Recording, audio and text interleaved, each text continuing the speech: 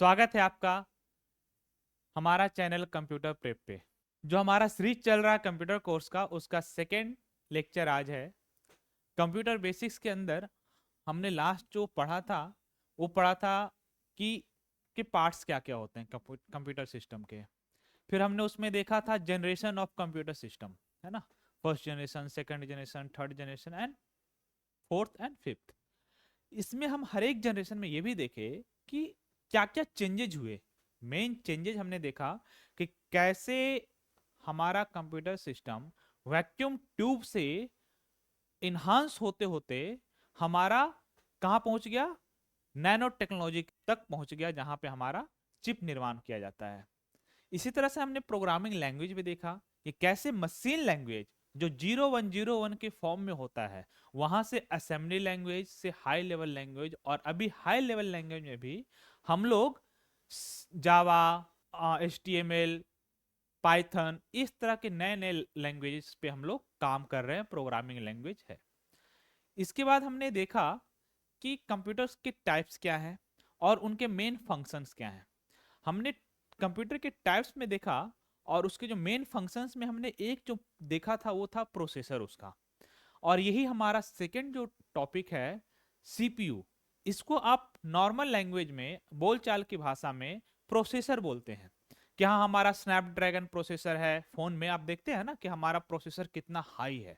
आप ये देखते हैं कि यदि हमारा गेमिंग फोन है तो प्रोसेसर बढ़िया होना चाहिए, नहीं तो क्या होगा, लैग करेगा, है ना। तो आप प्रोसेसर को बहुत तवज्जो देते हैं। हम लोग वही प्रोसेसर के बारे में पढ़ना है कि एक्चुअली प्रोसेसर का काम क्या है, इनके मेन पार्ट्स, मेन कंपोनेंट क्या होते हैं जो कि इंपॉर्टेंट है, और एग्जाम पर्सपेक्टिव से इस सीपीयू से क्या क्वेश्चन पूछे जाते हैं ये भी बहुत इंपॉर्टेंट है। इससे लगभग अच्छे खासे क्वेश्चन बनते हैं जो कि रिपीटेटिव इन नेचर होते हैं। आप इसको एक बार समझ गए तो आप समझ जाइए कि हाँ, इससे जो क्वेश्चन बनते हैं कंफ्यूजन नहीं होगा, क्योंकि लोग कंफ्यूज हो जाते हैं। इसमें बहुत सारा कंपोनेंट है, program counter, register, different types of register, जिसमें हमने stack, program counter, programme instruction, instruction counter, इस तरह के कई सारे रजिस्टर है। इनका पर्पस क्या है ये हम इस स्लाइड्स में देखेंगे। तो स्टार्ट करते हैं। प्रोसेसर का जो मेन टर्म है, नाम है, वो है सीपीयू, सेंट्रल प्रोसेसिंग यूनिट। ये एक तरह से कंप्यूटर सिस्टम का मेन ब्रेन कह सकते हैं, मेन काम करने वाला बॉडी यही है, सीपीयू। यही सारा काम होता है। तो ये करता कैसे है, हम एक सिंपल एग्जांपल लेते हैं। हालांकि एग्जांपल कई तरह के हो सकते हैं, क्योंकि इसका काम है कि आप जो भी कंप्यूटर सिस्टम को इंस्ट्रक्शन दे रहे हैं, चाहे आप वीडियो प्ले करना है, चाहे आप कैलकुलेटर ओपन करके कुछ एडिशन करना है, सब्ट्रैक्शन करना है, मल्टीप्लिकेशन करना है, या फिर आप लाइव स्ट्रीमिंग चला रहे हो, ईमेल खोल रहे हो, ब्राउजर कर रहे हो, यूट्यूब चला रहे हो, सब क्या है, आप परफॉर्म कर रहे हो कंप्यूटर सिस्टम पे, है ना। और ये सारा सारा प्रोसेसिंग कौन कर रहा होगा, सीपीयू कर रहा होगा। तो ये सारा काम कैसे कर रहा होगा हम एक एग्जांपल से समझेंगे, और उसी से फिर सारा इंटरप्रेट कर रहे हैं कि बाकी सारे फंक्शन भी इसी तरह से होते होंगे, है ना। तो इसमें जो हमारा पहला है, हम एक एग्जांपल लेते हैं सिंपल, कि इंस्ट्रक्शन दे रहे हैं हम कंप्यूटर को, कैलकुलेटर ओपन कर रहे हैं हम, ठीक है, और बोल रहे हैं कि 10 प्लस 20 ऐड करो, 10 और 20 का समेशन करना है। ये आप कीबोर्ड से, है ना, जो आपका कीबोर्ड है, इससे आप कंप्यूटर सिस्टम को ये इनपुट दे रहे हैं कि ऐड करो 10 एंड 20 को। ये इंस्ट्रक्शन कहां जाएगा, ये जाएगा रैम में। कहा जाएगा, रैम, जो इसका मेन मेमोरी यूनिट है। आप देखते होगे, आप अपना फोन चलाते होगे, है ना, तो यदि पहले रैम कम आता था, 512 MB का आता था, तो बहुत सारा एप्लीकेशन नहीं चलता था, हैंग करता था। अभी भी यदि आपका रैम 1 GB का है, 2 GB का है, तो कई सारे एप्लीकेशन रुक जाते हैं, है ना, वो रन सही से नहीं करते हैं, क्योंकि आप जो भी उसको कमांड दे रहे हो पहले कहा जाता है, वो मेमोरी में जाता है, मेन मेमोरी में, और वहीं से प्रोसेसर की ओर बढ़ता है। तो आप लोग फिर क्या कैसे डिलीट करते होगे, रैम खाली करते होगे, है ना।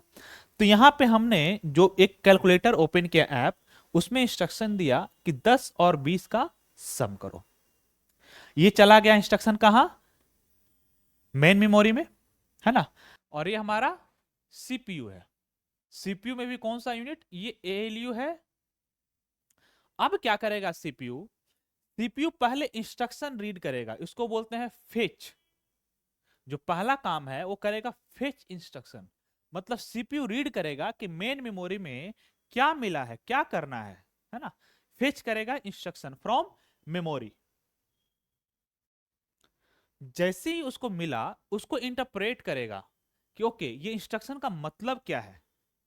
इंटरप्रेट का मतलब, उसका मतलब क्या है, फेच का मतलब रीड करना, ठीक है। इंटरप्रेट का मतलब, उसका मतलब क्या है, उसका मतलब निकला एडिशन। क्या निकला, एडिशन। अच्छा एडिशन करना है, तो एडिशन करने के लिए हमें दो नंबर की जरूरत पड़ेगी, है ना, डेटा की जरूरत पड़ेगी। तो अगला जो होगा वो डेटा को फेच करेगा। क्या करेगा, डेटा को फेच करेगा। ये डेटा फेच कहां से करेगा, फिर मेमोरी से ही करेगा, क्योंकि आप जो भी यहां पे दिए वो कहां स्टोर हुआ, जाके मेमोरी में स्टोर हुआ है, करेक्ट। फिर से डेटा को फेच करेगा, ठीक है। Execution of instruction require reading data from memory और IO module, input output module बोलते हैं उसको। अब क्या करेगा, प्रोसेस करेगा, क्योंकि इसको डेटा मिल गया है, डेटा मिल गया उसको 10 और 20। डेटा मिलने के बाद एलयू जो है, जो सीपीयू का जो एलयू है, अर्थमेटिक लॉजिकल यूनिट, ये क्या करेगा, उसको ऐड करेगा, प्रोसेस करेगा। और प्रोसेस करने के बाद जो समेशन आएगा 10 + 20 यानी 30, वो 30 क्या करेगा, एक राइट ऑपरेशन करेगा, यानी आपको रिजल्ट सीपीयू प्रोवाइड कर देगा। यही ऐसा काम चलता है। काम चलेगा कि पहले मेमोरी से जो आप जो भी इंस्ट्रक्शन कीबोर्ड से एंट्री किए होंगे वो मेमोरी में जाकर के सेव होगा। उसको पहले इंस्ट्रक्शन को रीड करेगा कि क्या करना है। जैसे ही रीड करेगा फिर उसको इंटरप्रेट करेगा कि इसका मतलब क्या है। और इंटरप्रेट करने के बाद जो जो डेटा की जरूरत पड़ेगी, जैसे एडिशन है तो एडिशन के लिए डेटा की जरूरत पड़ेगी 2 नंबर। यदि आपने प्लेलिस्ट ओपन किया है और एक वीडियो चलाने वाले हैं, है ना, तो वीडियो पे क्लिक किए, मेन मेमोरी में जाएगा, सीपीयू रीड करेगा इंस्ट्रक्शन कि ओके हमको वीडियो चलाना है। तो वीडियो चलाना उसको इंटरप्रेट करेगा कि उसको चलाने के लिए हमको क्या चाहिए, फाइल चाहिए, है ना, एमपीसी फाइल चाहिए जिसको प्ले करेगा। तो एमपीसी फाइल कहां है, वो रीड करेगा जाकर के फिर से मेमोरी में, वो कहां पड़ा हुआ है ना। उसको पहले मेन मेमोरी मिलेगा और फिर उसको प्ले करना शुरू करेगा। इस तरह से सीपीयू काम करता है। एट ए टाइम सीपीयू बहुत सारे काम करता है, क्योंकि आप फोन देखते हो एट ए टाइम कई सारे चीज कर रहे होते हो, मल्टीटास्किंग, है ना। तो ये सारा काम सीपीयू करता है और उसके लिए वो डेटा कहां से उठाता है, मेन मेमोरी से। क्लियर है। वही यहां पे फ्लो डायग्राम के द्वारा दिखाया गया है कि मेन मेमोरी में सारा का सारा जो भी आप इंस्ट्रक्शन देने वाले हैं स्टोर रहेगा, उसको फेच करेगा, फेच करके डिकोड करेगा। डिकोड कौन करेगा, कंट्रोल यूनिट। दो चीजें हमने यहां पे आपको बताया कि सीपीयू है, इसमें दो पार्ट होता है, एक होता है एएलयू और एक होता है कंट्रोल यूनिट। ये पूछे जाने वाले क्वेश्चन है कि एएलयू का क्या काम है और कंट्रोल यूनिट का क्या काम है। कंट्रोल यूनिट का काम है कि जो भी आप इंस्ट्रक्शन दे रहे हैं, एडिशन करने का, सब्ट्रैक्शन करने का, मल्टीप्लिकेशन करने का, कोई वीडियो प्ले करने का, ऑडियो प्ले करने का, ठीक है। आप वर्ड फाइल में कुछ लिख रहे हैं, यानी कुछ रीड कर रहे हैं, इस सारा का सारा इंस्ट्रक्शन कौन समझेगा, कंट्रोल यूनिट उसको डिकोड करेगा कि इसका मतलब क्या है और इसके लिए क्या क्या डेटा की जरूरत है, ठीक है। ये काम किसका है, कंट्रोल यूनिट का काम है।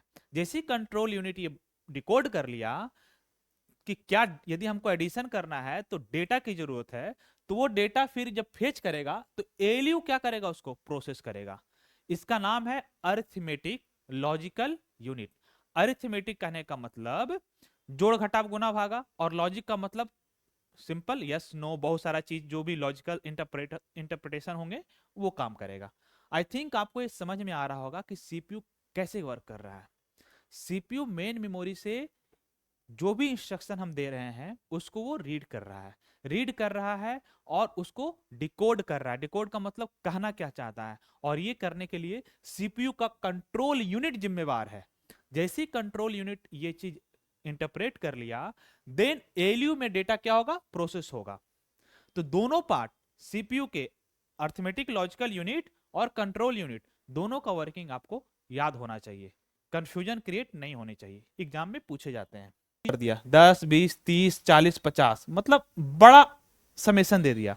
तो जो मिड के रिजल्ट होंगे, है ना, कोई भी इंस्ट्रक्शन परफॉर्म कर रहा है वो, और बीच के जो रिजल्ट आते हैं उसको जाके मेन मेमोरी में राइट नहीं करने, क्योंकि मेन मेमोरी दूर है ना, आप मेन मेमोरी दूर है। तो सीपीयू में ही छोटे छोटे स्टोरेज होते हैं, सीपीयू में ही छोटे छोटे स्टोरेज होते हैं। ये देखिए आप, ये आपका सीपीयू एक है, ठीक है, जिसमें एक मेन मेमोरी है जो अलग है, और ये सीपीयू है। सीपीयू में एक होगा आपका एएलयू और इधर होगा प्रोग्राम काउंटर, और यहीं पे छोटे छोटे स्टोरेज स्पेस होता है, R0 R1 R2 R3 IR PC PSR, इस तरह के कई सारे छोटे छोटे 8-8 बिट का, 32 बिट का, इस तरह करके छोटे छोटे रजिस्टर होते हैं। इसका नाम दिया जाता है रजिस्टर, ठीक है। ये भी एक स्टोरेज यूनिट है। स्टोरेज का मतलब यहां पे डेटा स्टोर किए जाते हैं, लेकिन बड़े डेटा नहीं, 1 MB 4 MB 10 MB का डेटा नहीं, बहुत छोटे छोटे डेटा बाइट में। तो ये रजिस्टर होता है, इसको क्या बोलते हैं, रजिस्टर। और इसका यूज होता है कि जब भी आपका जो प्रोसेसर है सीपीयू कोई भी टास्क परफॉर्म करता है, तो जो टास्क परफॉर्म करते समय मिडिल के रिजल्ट आते हैं, वो रिजल्ट किस में स्टोर करता है, ये सभी यूनिट में स्टोर करता है। जैसे मैंने आपका एग्जांपल लिया कि आपने 10 प्लस 20 प्लस 30 प्लस 40, ये उसको इंस्ट्रक्शन दी है कि सभी को सम करो, तो पहले 10 और 20 को जोड़ेगा, और जो इसका रिजल्ट आएगा 30, उसको फिर 30 से जोड़ेगा। तो जो 30 जो रिजल्ट आया वो कहां स्टोर करेगा, यही सब रजिस्टर में स्टोर करेगा।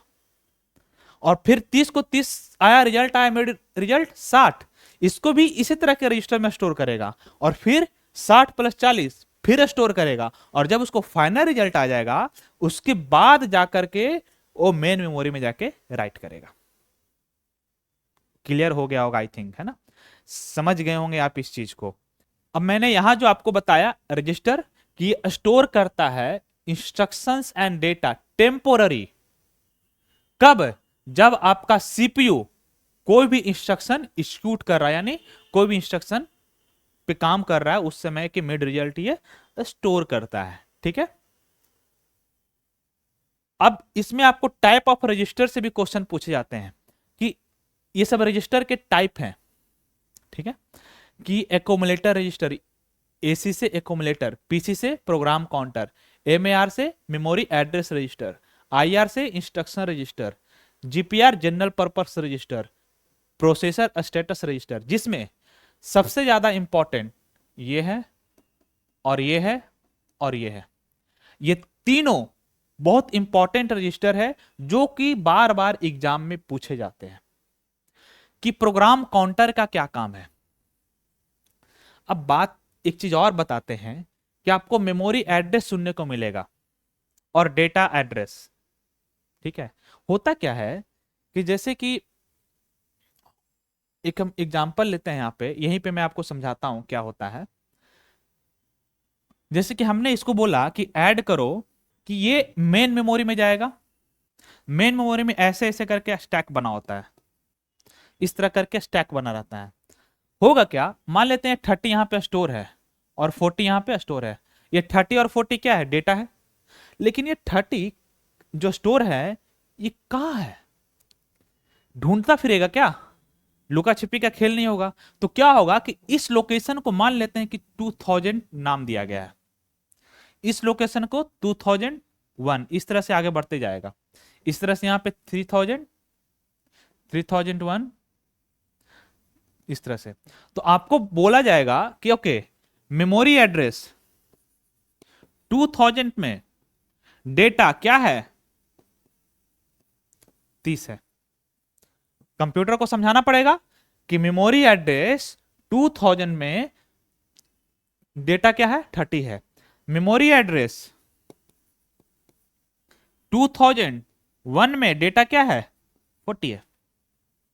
तो जब ऐड करेंगे तो पहले मेमोरी एड्रेस रीड करेगा कि अच्छा 2000 और 2001 में डेटा फीड किया हुआ है, करेक्ट।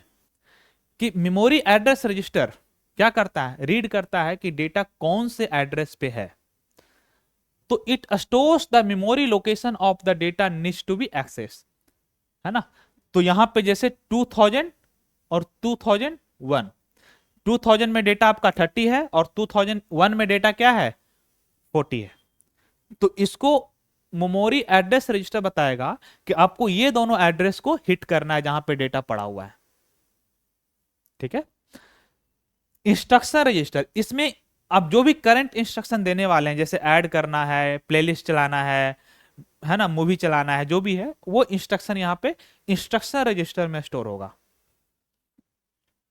प्रोग्राम काउंटर क्या बताता है, प्रोग्राम काउंटर बताता है कि अभी मान लेते हैं आप एडिशन कर रहे हैं, उसके बाद उसको एक नया टास्क दे रखे होंगे कि सब्ट्रैक्शन करने का, मल्टीप्लिकेशन करने का, तो अगला जो भी काम होने वाला है उसका मेमोरी एड्रेस, ठीक है, memory address of the next instruction to be fetch, यानी अगला जो भी आपका इंस्ट्रक्शन चलना है उसका एड्रेस प्रोग्राम काउंटर सेव करके रखता है। एक्यूमुलेटर, एक्यूमुलेटर क्या करता है, जब भी आप लॉजिकल ऑपरेशन करते हैं और उसका रिजल्ट आता है, जैसे 30 + 40 फाइनल रिजल्ट कितना आया, 70, ये 70 कहां स्टोर होगा, बाय डिफॉल्ट एक्यूमुलेटर में स्टोर होगा, फिर उसको आप नए जगह पे सेव करेंगे, लेकिन बाय डिफॉल्ट जो भी अर्थमेटिकल ऑपरेशन होगा उसका रिजल्ट एक्यूमुलेटर में स्टोर होगा। क्लियर है। स्टेटस रजिस्टर ये इंफॉर्मेशन सेव करता है कि एएलयू अभी हाल फिलहाल में कौन सा एक्शन परफॉर्म किया है, लेकिन इंपॉर्टेंट आपको यही सब याद रखना है, ठीक है। ये एएलयू है, ये जनरल पर्पस रजिस्टर है, आईआरपीसी और पीएसआर, और ये एड्रेसेस है, जैसे ये 0 एड्रेस पे 0 नंबर, 1 एड्रेस पे 4 नंबर, 2 एड्रेस पे 1 नंबर, 3 एड्रेस पे 22 नंबर, यहां भी बताया जा रहा है, ठीक है। अब क्या है, जब रीड करेंगे, राइट करेंगे, ये सब वगैरह करेंगे, तो मेन मेमोरी यहां है, मान लेते हैं मेमोरी ये है मेन मेमोरी, और ये आपका सीपीयू है। तो कई सारे बस होते हैं एक जगह से दूसरे जगह जाने के लिए, डेटा को, मेमोरी को, या फिर कंट्रोल सिग्नल को, जैसे आप अपने सिस्टम को बंद करना है, शट डाउन करना है, तो कंट्रोल सिग्नल है ना ये, कि ओके शट डाउन कर दो, रिस्टार्ट कर दो, ये सब कंट्रोल सिग्नल है। तो ये सिग्नल कंट्रोल इंस्ट्रक्शन चलाना है तो उसके लिए कंट्रोल बस, एड्रेस को रीड करना है दो एड्रेस बस, और एड्रेस में जो डेटा स्टोर है यदि डेटा को रीड करना है तो डेटा बस। तो सीपीयू से, मेन मेमोरी से और इनपुट आउटपुट यूनिट से, ऐसे बस से सब कनेक्टेड रहते हैं। क्लियर है। तो ये आपका रहा सीपीयू। आई थिंक आपको समझ में आया होगा, वीडियो को रिपीट करके देखिएगा, जितना मैंने बता दिया है इससे ज्यादा आपको समझने की जरूरत नहीं है। सीपीयू में है तो सीपीयू बहुत बड़ा चीज, लेकिन आपको इतना ही समझना है, इससे ज्यादा नहीं समझना, और इतना आप समझ गए तो सीपीयू से आने वाले ईच एंड एवरी क्वेश्चन आप सोल्व कर देंगे। इसके बाद हम अगला जो पढ़ेंगे टॉपिक वो है इनपुट आउटपुट इंड होता है। Thank you very much. I think आपको समझ में आ रहा होगा।